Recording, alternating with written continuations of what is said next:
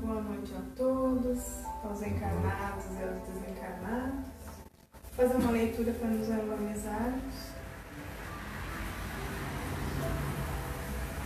Jamais engane os outros para não ser enganado. Seja sempre verdadeiro. Não minta, para que sua consciência permaneça tranquila e seu sono seja calmo. Fuja do remorso e não prepare para si mesmo um futuro doloroso, pois nada torna uma pessoa tão infeliz quanto o sentir que ninguém mais confia nela. Seja sempre verdadeiro e há de angariar muitos amigos leais e sinceros. Nossa, mensagem bonita, né? Mensagem de Carlos Cruz Pastorino. Minutos de sabedoria. E que escolheu só porque nós falamos? Não foi aleatório. Capaz, claro que foi a espontaneidade ali. É isso, gente. E é assim, a gente fica feliz, todos nós, porque a gente está muito lento, mas está dando os passos. Então agora vamos passar pelas preces. Nossa, não é. Boa noite a todos. Sejam todos muito bem-vindos a essa casa de oração, essa casa de Francisco. E vamos então convidar todos agora a fazer nossas preces. Vamos então fechar os olhos e elevar nossos pensamentos, nossos sentimentos ao alto, rogando a Deus, nosso Pai, a nosso Mestre e bom amigo Jesus, aos familiares, trabalhadores desta casa, incansáveis, trabalhadores da bem, sob a tutela do nosso amado Pai Francisco, que orienta e ilumina todos nós, direcionando a todos para o bom caminho. E nesse clima de harmonia que possamos sentir as bênçãos do alto, tocar em nossos corações, nas nossas mentes, fazendo com que a gente possa meditar, refletir nessa noite, que todos que estamos aqui somos mais necessitados de aprendizado, de reflexões, que possa abençoar e iluminar a todos os vizinhos, a todo o bairro, a todos aqueles que não puderem estar aqui nessa noite de hoje, e que esses trabalhadores do bem possam levar a luz, a paz, o consolo aos hospitais, onde há enfermos que estão sofrendo, nos asilos, nos orfanatos, nos presídios, em todos os lugares de amparo, de sofrimentos, que possam receber a luz, o alívio para suas dores, que abençoe e ilumine toda a nossa cidade, o nosso estado, ao nosso país e ao nosso orbe terrestre. Que possamos confiar em Jesus, que é o nosso líder, o nosso mestre, que ilumina todos nós, conhece todas as suas ovelhinhas do seu rebanho, e mesmo aquela que está afastada do rebanho, que se acha a pior das criminosas, dos criminosos, que rouba, que mata ainda, acha que não é digno, mas Deus ama todos nós indistintamente, mesmo o pior, que se aquele que se acha o pior dos piores, Deus ama a todos e aguarda o arrependimento sincero das suas dores, dos seus erros, do afastamento de Deus, porque Deus jamais se afasta de nós, nós é que se afastamos de Deus por falta de não cumprir as leis. E te rogamos então, Senhor, nessa noite, que possamos então ter um banquete espiritual, que todos possam sair daqui consolados, amparados pelo amor divino, através da palavra do Evangelho, abençoando e iluminando nosso irmão facilitador da noite, que possa ser feliz e que todos nós possamos ter olhos de ver e ouvidos de ouvir a mensagem para todos nós na noite de hoje. Que assim seja. Então é uma enorme alegria, novamente temos o nosso irmão Flávio, Allan Kardec de Esteio, tem o que é todo seu, irmão.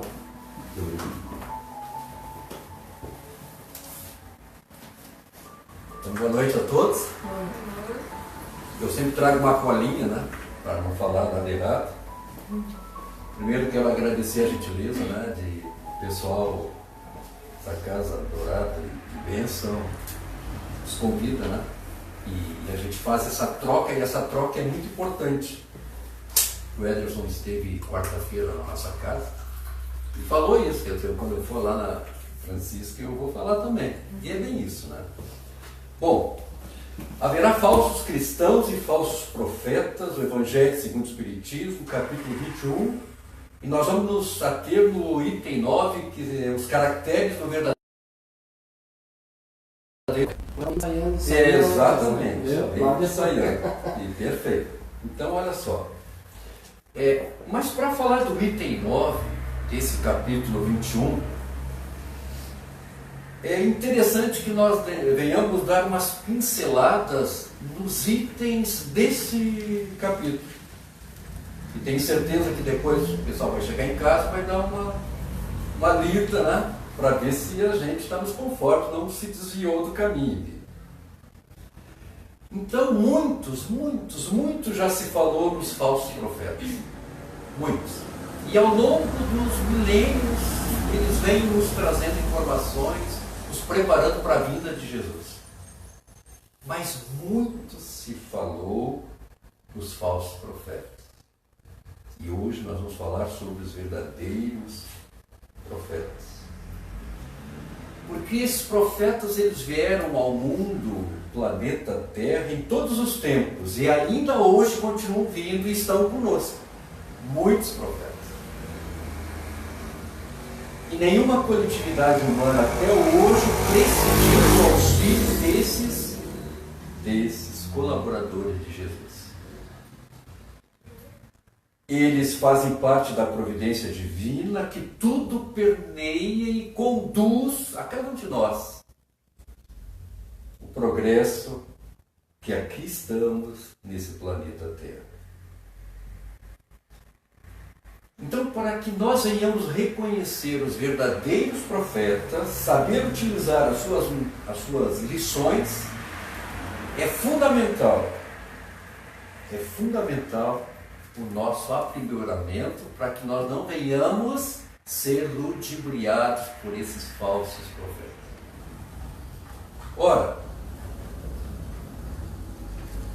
então, que nós, para reconhecer esses profetas, boa noite, é necessário que nós nos aprimoramos para saber diferenciar o joio do trigo. Porque o joio e o trigo, quando eles estão em pequenas mudas, eles são exatamente iguais. E às vezes, pensando que estamos arrancando o trigo, ou o joio, estamos arrancando o trigo. Só vamos descobrir quem é quem, o que é trigo, o que é joio, depois que eles crescerem e os grãos amadurecerem. Interessante, eu tenho uma palestra, o Ederson faz seguido, né? Palestras de Jesus, na nossa casa, e ele falou verdadeira sobre o joio e o trigo também. Então, assim, é muito interessante que o joio e o trigo, eles, enquanto eles estão em mudas, eles são muito parecidos. Né? O joio, as nossas dificuldades, o trigo, as nossas virtudes, e às vezes a gente arranca as virtudes e deixa as dificuldades, as nossas reminiscências. Então, é muito importante esse capítulo do Evangelho segundo o Espiritismo, codificado pelo Kardec, pelo nosso codificador, que nos ensina a separar então o joio desse trigo. Mas como é que funciona isso? Então ele traz alguns temas nesse Evangelho, e o primeiro tema está escrito lá: reconhece-se a árvore pelos frutos. Nesse capítulo 21, haverá falsos cristãos e falsos profetas. E nós vamos trabalhar no item 9, mas vamos dar uma pincelada nesses temas aí. reconhece a árvore pelo fruto, assim como conhecemos os homens pelas suas obras. Se conhece aquele homem pela sua obra. Se conhece o bom profeta pela sua obra. No segundo tema, que é a missão dos profetas, qual é a missão dos profetas que Kardec nos trouxe? É instruir os homens. Nenhuma dúvida quanto a isso da missão deles. O terceiro tema que ele traz nesse capítulo 21 é o prodígio dos falsos profetas. O que é um prodígio? É aquilo sobrenatural, aquilo que é anormal. Então, os milagres, os fenômenos. Então, quais são os prodígios dos falsos profetas? Ele tece lá uma página inteira. E aí vimos que os falsos profetas realizam grandes realizações. Grandes realizações. Só que não realizam missões com efeitos morais, porque essas missões de efeitos morais nem todos podem produzir. Porque são falsas nas suas falas e nos seus ensinamentos. Kardec já coloca, nos alertando sobre esse procedimento. Porque o falso profeta, ele profetiza para si mesmo em proveito próprio. Ele faz mais ou menos assim, ele faz um colóquio, uma fala com Deus, mais ou menos assim, o falso profeta. Ele pega um saco cheio de dinheiro, ele joga para cima esse saco e diz para Deus: o que cair para cima, tu pega, o que cair embaixo, no chão é meu. Isso é um prodígio do falso profeta, ou seja, um proveito próprio. Ora, se esse prodígio do falso profeta, ele age dessa forma, com certeza, ele não vê o bem comum, ele vê o seu bem pessoal, a sua vaidade. O quarto tema, Kardec fala no Evangelho segundo o Espiritismo, capítulo 21. Não acrediteis em todos os espíritos. Kardec colocou lá para nós. Tenho certeza que o pessoal vai chegar em casa e vai dar uma revisada. E Sandra Borba, que esteve há uns 2 anos aqui na nossa região, ela disse para nós o seguinte: não acrediteis nos espíritas. Acreditei na doutrina espírita. É um ensinamento, ela deve ter lido o Evangelho, Kardec, com certeza. Então julga-se os espíritos pela qualidade das suas obras, como a árvore reconhece pelos frutos, já dizia Kardec lá atrás. O espírito é verdadeiro ou mentiroso, iremos saber pelo que ele diz e pelo aquilo que ele faz. Então Kardec está nos alertando, nesse capítulo 21, haverá falsos cristãos e falsos profetas. No quinto tema, ele fala dos falsos profetas. O nosso é os caracteres do verdadeiro profeta. Então não tem como falar dos caracteres do verdadeiro sem pincelar esses anteriores aqui. E Kardec diz o seguinte, que quando no Evangelho fala assim aos falsos profetas o seguinte: se dizerdes o Cristo está aqui, não vades, ou seja, não vá, não acredite, ao contrário, ponde-se em guarda, porque os falsos profetas serão numerosos. A gente sabe que Cristo está aqui, mas não ele se intitulando como o representante único de Jesus. Então, alerta. Quando aparecia alguém, um Flávio da vida, trazendo muita informação, mas que na verdade ele quer mais se apresentar do que a essência do ensinamento, abre o olho, falso profeta. Então nós temos que ficar alerta. Então Kardec diz: são lobos vestidos de cordeiras. Jesus já nos falava sobre isso. E é exatamente isso que caracteriza os falsos profetas. Lobos vestidos de cordeiro. E Jesus já dizia: são sepulcros caiados, mas podres por dentro. Naquela época ele se referia aos fariseus. Se fosse hoje, será que Jesus não se referia a nós também? Que a gente tem conhecimento muito pequenininho, mas a gente tem condições, através da doutrina espírita, de nos aperfeiçoar.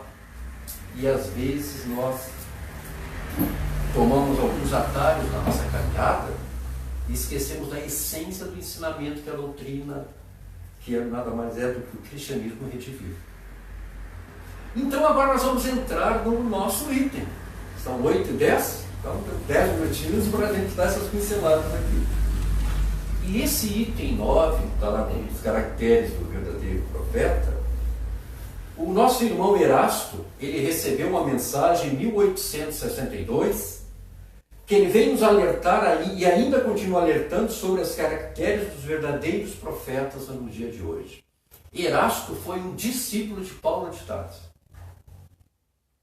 na época em que Paulo esteve aqui entre nós, encarnado.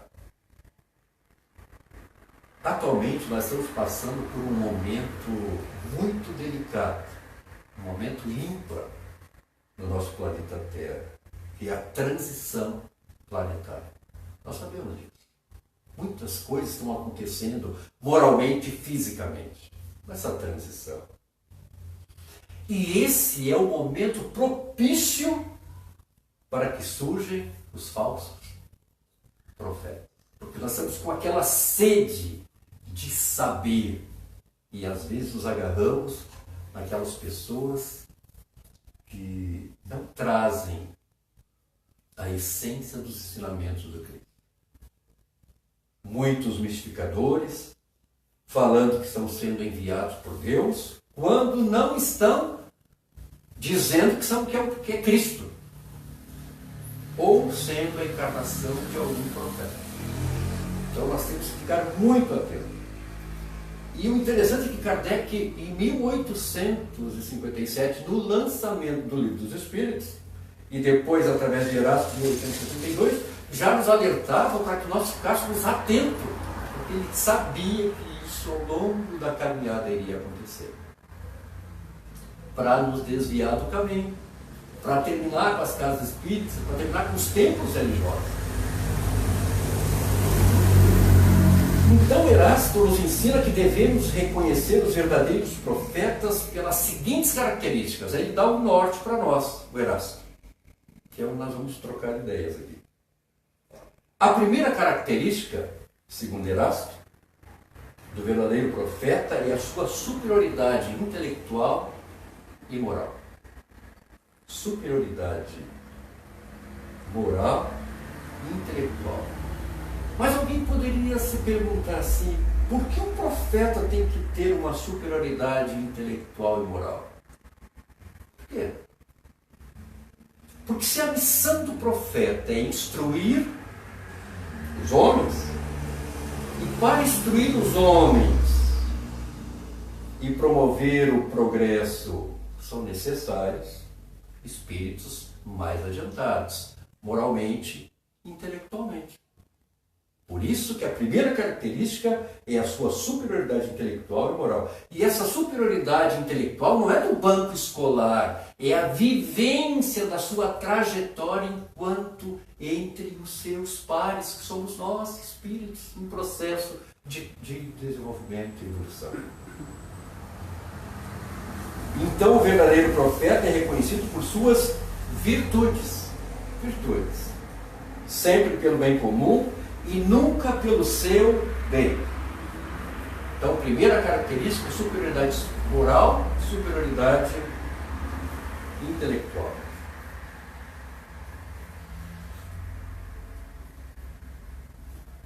A segunda característica é que esses profetas não se apresentam como tal. São anônimos, simples. E até desconhecem essa condição que possui de profeta. Eles auxiliam as criaturas, trazem as mensagens para as criaturas, normalmente, não com soberba. Soberba é o falso profeta. Mas querendo dizer que sabe do que, na verdade, passar a mensagem da essência. Não se dizem profetas, são disciplinados, coerentes. E vivenciam assim e realizam essa missão. Porque tem uma intimidade entre eles correta. A terceira característica do verdadeiro profeta,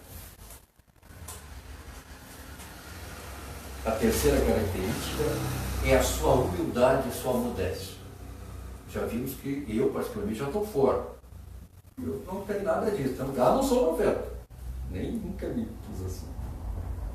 O verdadeiro profeta jamais se apresenta como dono absoluto da verdade. Ele ouve, assimila, vê que o irmão está equivocado e numa oportunidade que ele tiver, ele chama o irmão, vai lá, meu irmão, quem sabe o caminho não é esse, e até convence o outro, mas não pelo fato de ter a superioridade moral e intelectual, não se acha dono absoluto e ele traz as verdades dentro dele, porque ele vivenciou isso. Se nós prestarmos atenção nas instruções de Erasto, nós vamos perceber que existe um traço comum, além das características dos verdadeiros profetas. Um traço comum. O profeta que fala de um continente no outro, ele fala a mesma coisa e tem um traço entre eles. Que Erasto vem nos explicar. Por isso a importância do estudo que a doutrina nos traz. E a gente depois saber diferenciar para não cair em armadilhas. Que as nossas casas vêm alguns irmãos, né? E se tu não tiver aquele cunho doutrinário, aquele estudo necessário, muitas vezes a casa cria problema. Mas se o verdadeiro profeta traz a intelectualidade e a moralidade lado a lado, o nosso irmão Ezra, ele pode perguntar o seguinte, assim, mas será que Erasto não se enganou ali? Se o verdadeiro profeta traz a intelectualidade e a moralidade lado a lado, como é que o Chico, o analfabeto, 4 aninhos primário, os apóstolos pescadores, ignorantes, sem estudo intelectual, e o Chico é o profeta? Onde é que entra então a superioridade moral e intelectual? E aí a doutrina nos diz que Chico traz a sua superioridade intelectual no script da sua alma. Nessa encarnação ele estava assim. Quantas existências nós temos?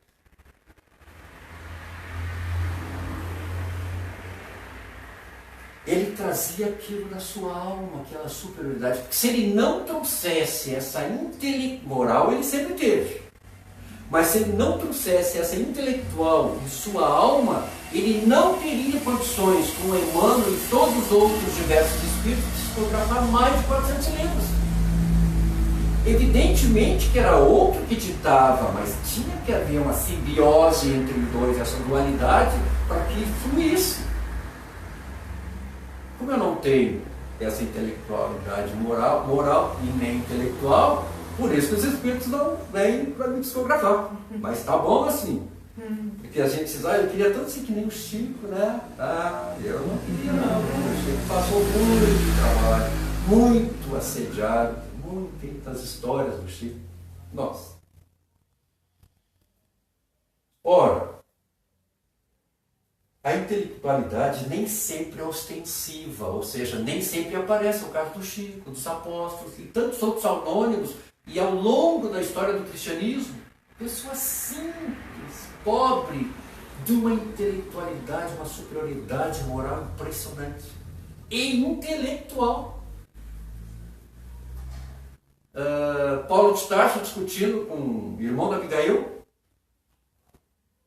Estevão era um pastorzinho na época, um pastor, cuidava lá, ajudava o pai e a mãe, mas ele trazia na sua alma, pastorzinho, que bom, pastor, ele trazia na sua alma esse script da superioridade intelectual. Não é que ele discutia na mesma posição com o doutor, então, Saulo, E foi por isso que ele ficou enlouquecido. Como que esse moço iletrado traz tantas informações? A sua alma estava impressa. Estamos falando de intelectualidade moral.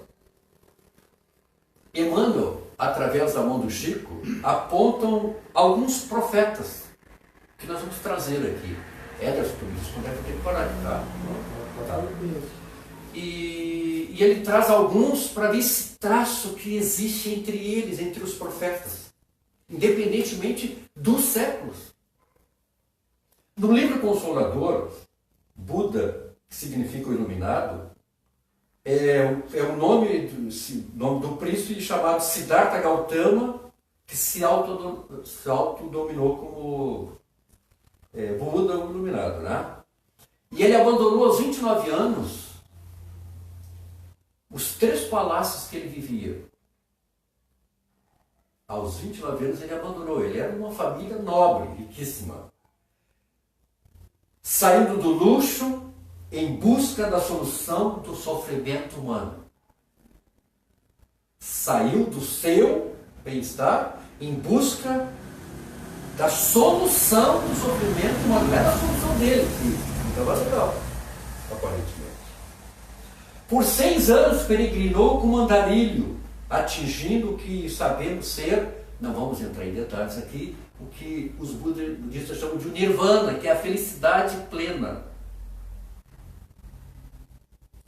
E durante 45 anos ensinou a sua filosofia ao povo, revolucionando o pensamento religioso indiano. Buda viveu no século VI a.C. e ele constatou o seguinte, que a existência do sofrimento humano é o apego. O apego. E ele foi em busca da solução disso. É o que ele chamou o nobre caminho do óctuplo. Quando eu estudei aqui, eu nunca ouvi falar nisso, mas quem estuda, né, o budismo deve saber, sabe com certeza. O que é o óctuplo? O óctuplo são 8 atitudes, 8, né? 8 atitudes que a pessoa tinha que alcançar e praticando, ele ia conseguir eliminar esse apego. É simples. Se a gente seguir esse caminho, nós vamos atingir a felicidade. E aí ele nos trouxe qual é. Vamos ver se a gente vai ter condições de seguir, Ederson. O entendimento correto. O entendimento correto. O pensamento correto. A linguagem correta, a ação correta, modo de vida correto, esforço correto, atenção plena correta, concentração correta, tudo correto. Quem conseguir isso, mas na sua essência, atinge a felicidade. E perde o apego. Problema é que ainda nós não temos essa condição. Mas Buda conseguiu. E muitos conseguiram. Com isso, quem vivesse certamente alcançaria, então, a felicidade. Quem seguisse esses 8 atitudes. Mas tudo correto. Quando alguém vem nos distratar, diz, não, está tudo bem, tudo tranquilo. Tudo correto. Entender que o outro não entendeu ainda. O que a gente já entendeu. Se alguém xingar a gente, não, tudo bem, meu irmão, está tudo tranquilo. Tudo correto. Pensamento sempre correto. Né? Lá na fila do banco, tudo correto. Aí fica difícil. E com isso, quem fizesse isso já começava a abrir o caminho, preparando o entendimento da vinda do Cristo. Olha que dificuldade. Um outro profeta, olha assim o traço comum entre eles. O outro profeta que Emmanuel coloca para nós, através da mão do Chico, é o Confúcio. Confúcio viveu na China nos anos 570, 470 a.C. Era um professor, origem nobre, olha, entendeu? Não precisava, né? Origem nobre, mas viveu sempre na pobreza. A gente fica chulhando a Mega Sena. Né? E como professor exerceu o magistério com simplicidade. Não, eu sou o mestre. Não, professor, origem nobre, vivia na pobreza. É de Confúcio essa frase que nós vamos falar aqui. Depois Jesus colocou uma vírgula e continuou lá na frente, nós vamos ver. É dele essa frase. Não façais aos outros o que não queres que faça a ti. Jesus põe uma vírgula e depois dá um adentro. Um outro citado por Emmanuel, Sócrates, entre vários. Sócrates antecedeu ao Cristo, nasce em Atenas, na Grécia, em 470 a.C. Filósofo, foi responsável por fazer a transição do pensamento filosófico, que naquela época o pessoal se preocupava mais, continuam até hoje, continuam os astros, mais tranquilo. Ele conseguiu fazer com que aquele pessoal se interessasse pelos assuntos mais importantes, que é a ética e a moral humana. Naquela época eles não se preocupavam com a ética e a moral humana. E Sócrates, da sua sapiência, reunia aquele pessoal e disse: não, pessoal, a moral, a ética é muito importante nas nossas relações entre nós seres humanos. É de Sócrates a célebre frase: conhece-te a ti mesmo. Olha assim, essa tênua igualdade que existe entre os profetas verdadeiros, as características dos verdadeiros profetas. E quando alguém dizia para Sócrates: mas Sócrates, tu é um filósofo dos filósofos.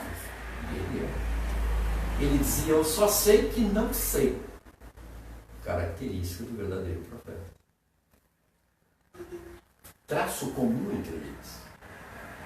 Todos com uma superioridade intelectual e moral. E jamais se identificando como profetas. Jamais.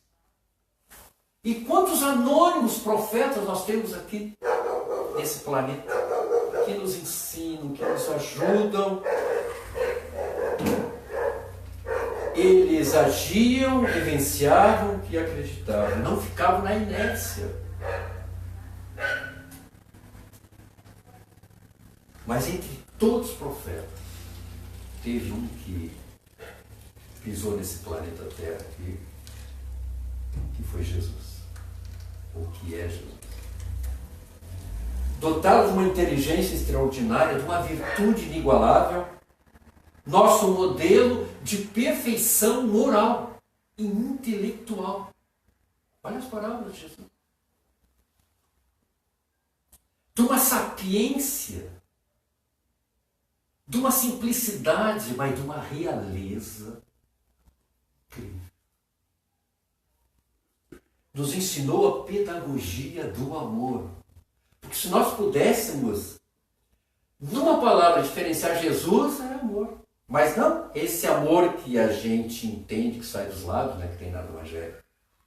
Mas aquele amor que, parecido para a gente compreender, são o que as mães sentem pelos seus filhos.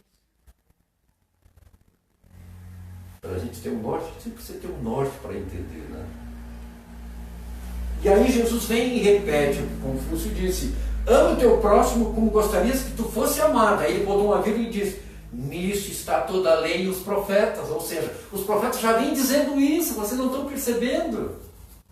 Não é bom ler o Evangelho, estudar o Evangelho?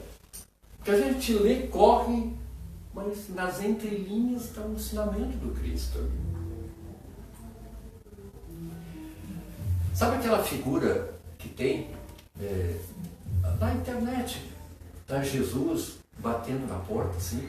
Tem uma imagem, você já viu na internet? Está Jesus uma porta, Jesus bate a sua porta. O autor foi muito criticado naquela foto, aquela imagem, porque não tem fechadura aquela porta. Ele disse: não, está correto.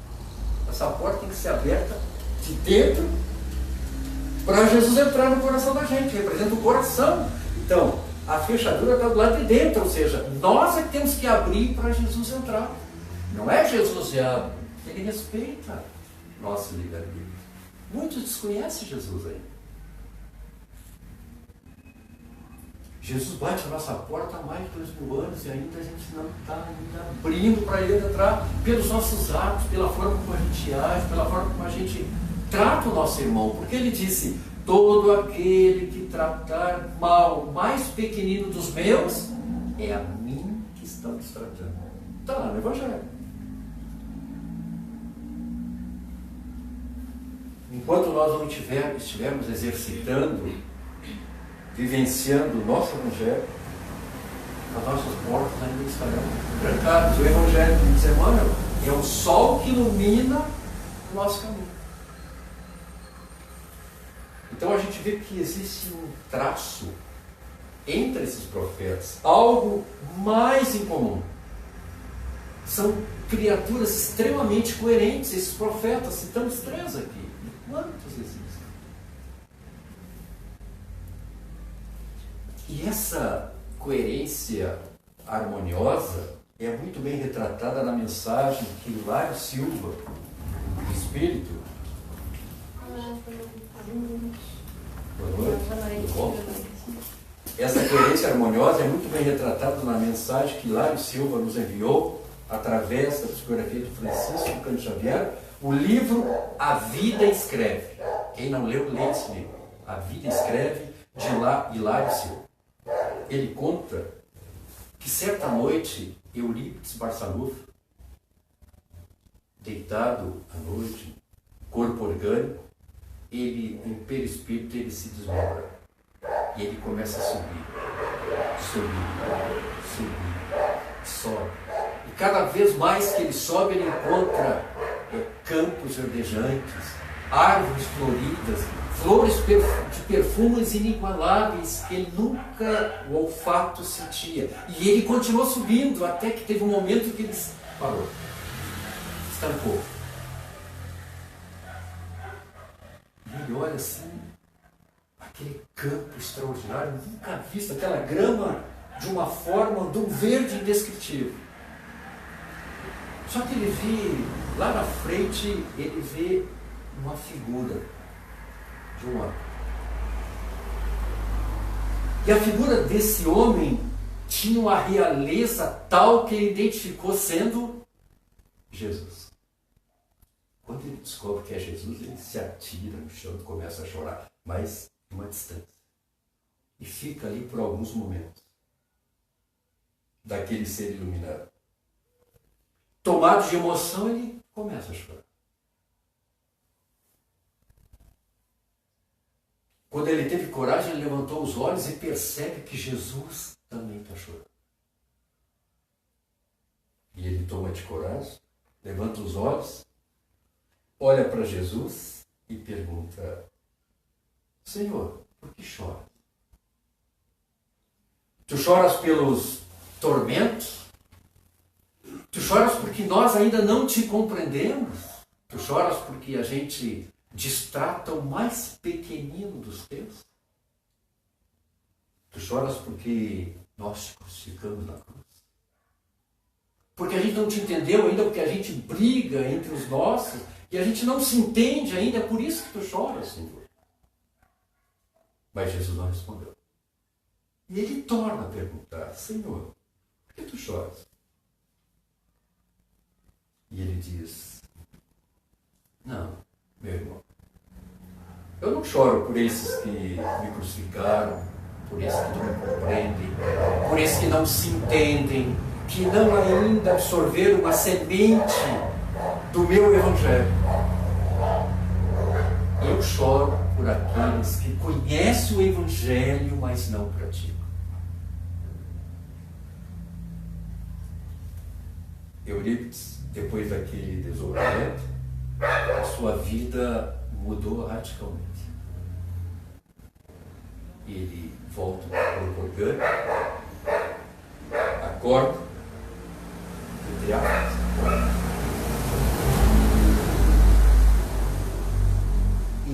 os últimos 45 anos da sua existência enquanto encarnado, ele se dedica aos necessitados.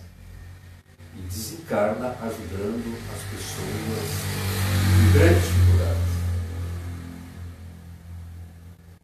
As lições do Evangelho, as recomendações, elas vêm nos dar esse suporte que a gente precisa aprender. Por isso esse cuidado do cunho doutrinário das casas espíritas.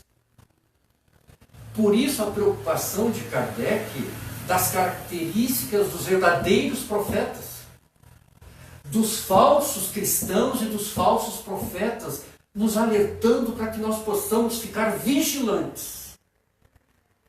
Não correr o nosso irmão, mas trazer para nós, explicar.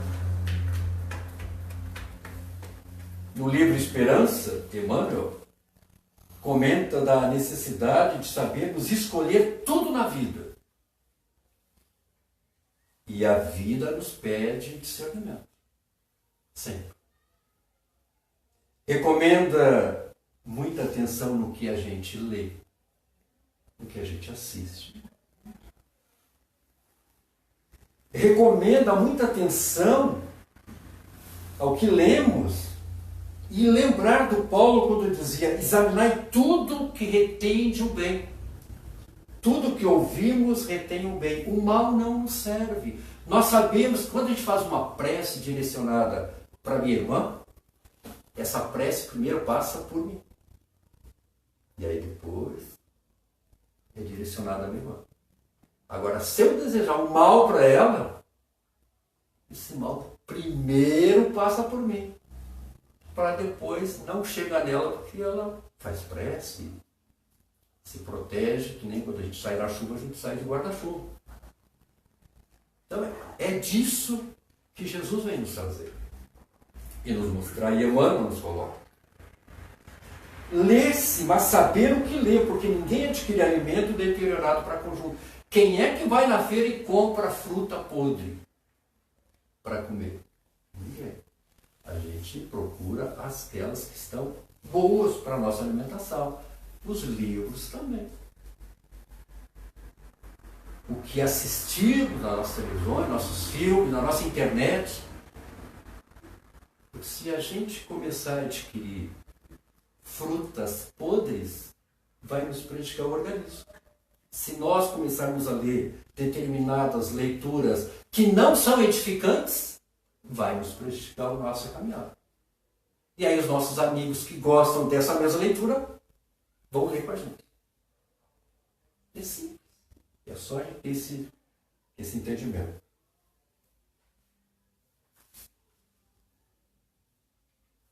Que fruto nós estamos produzindo, voltando para as árvores lá? Qual é o fruto? Que mensagem nós estamos passando enquanto trabalhadores da seara do Cristo?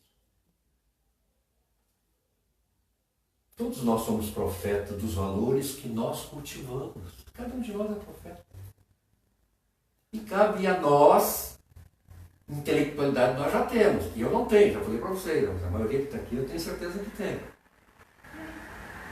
Trabalhar isso em nossos lares, para as nossas famílias, para as pessoas que convivem conosco. Tá? Sendo coerente com as atitudes, sentimentos harmoniosos, fiéis ao nosso dever como exemplos das pessoas que foram citadas aqui conosco. Evidentemente que nós somos invigilantes, somos com grande dificuldade moral, mas a gente está treinando para que a gente se melhore, se transforme. Quantas e quantas caminhadas nós temos? Muitos de nós querem que modifique nessa encarnação algo que há milhares de encarnações a gente foi criando. Tem que ser paulatinamente, aos pouquinhos. Que nem o joio e o trigo. Quando o trigo estiver já maduro para colher, nós vamos olhar a lavoura e dizer: ah, aquilo ali é joio, vamos arrancar então isso aí. Porque aí tem condições, porque já está amadurecido os grãos do trigo. Quando está pequenininho, a gente arranca os dois, porque são iguais, tanto o joio como o trigo. A natureza nos ensina. E para encerrar, no Livro dos Espíritos, na introdução no item 17, Kardec faz uma alerta para nós. Erasto já nos traz a preocupação que nós temos que ter com as características dos verdadeiros profetas, do cristão, né, e dos falsos profetas. Kardec diz o seguinte: a verdadeira doutrina espírita está no ensino que os espíritos deram. Vou repetir. A verdadeira, tem falsa doutrina espírita? Não. Cabe, né? E Kardec escreveu isso. A verdadeira doutrina espírita está no ensino que os espíritos deram. E os conhecimentos que esse ensino comporta são, por demais, profundos e extensos para serem adquiridos de qualquer modo. Que não for por um estudo perseverante, né? Sempre vindo estudar, feito no silêncio e no recolhimento. Eu tenho certeza que o Ederson não pega o livro dos Espíritos e sai gritando nessa rua aí. Não há necessidade. É no silêncio e no recolhimento. Allan Kardec, Livro dos Espíritos, introdução, item 17. A importância, então, que o estudo diz. E qual é o primeiro mandamento que os Espíritos nos ensinaram? Amai-vos uns aos outros. Jesus já falou para nós, né? Mas a doutrina amai-vos. E o segundo, a doutrina espírita, instruí-vos. Tudo a ver com os profetas. Então, quero agradecer a gentileza. Dizer que sou muito feliz de estar aqui reunido com a gente, que a gente aprende junto, E vamos tentar nos melhorar. Tá certo? Que assim seja. Muito obrigado. Eu esqueci de dizer que eu trago o abraço do pessoal da Kardec lá, né? Era um pedido de isso.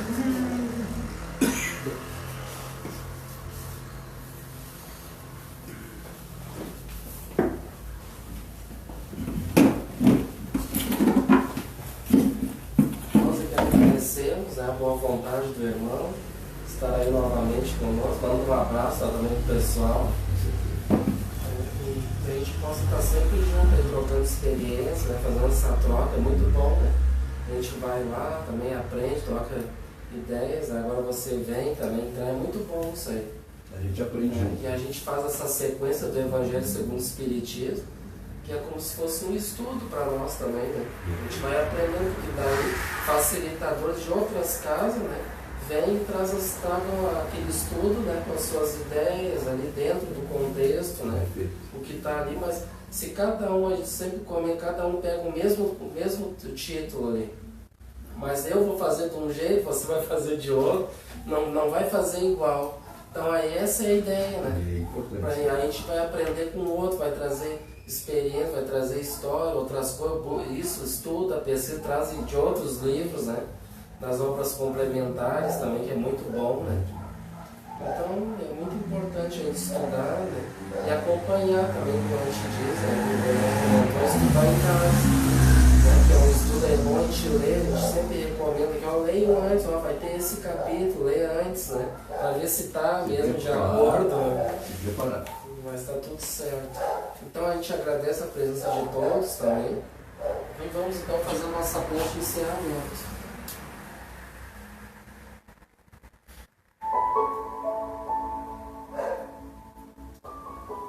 Então vamos fechar nossos olhos e vamos aqui primeiramente somente agradecer por este banquete, por todos esses ensinamentos tão importantes para nossas vidas.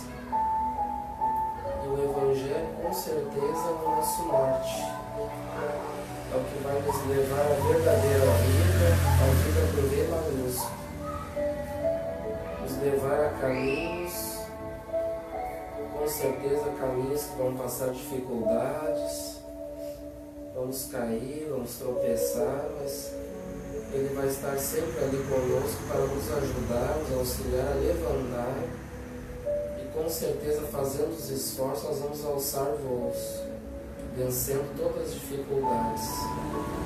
Mas a gente tem que vencer primeiramente a nós mesmos, as nossas durezas, os corações, que dificultam a nossa evolução espiritual, fazendo com que a gente fique chumbado a este lodo da ignorância, do não saber, do não sentir, de não vivenciar as leis de Deus.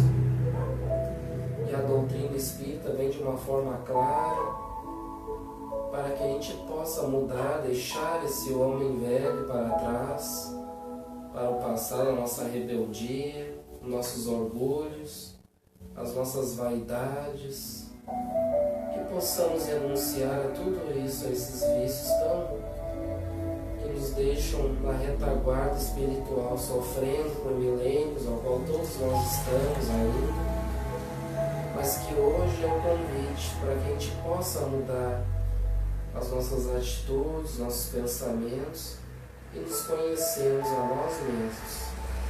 Muito obrigado a todos por tudo, por essa noite maravilhosa.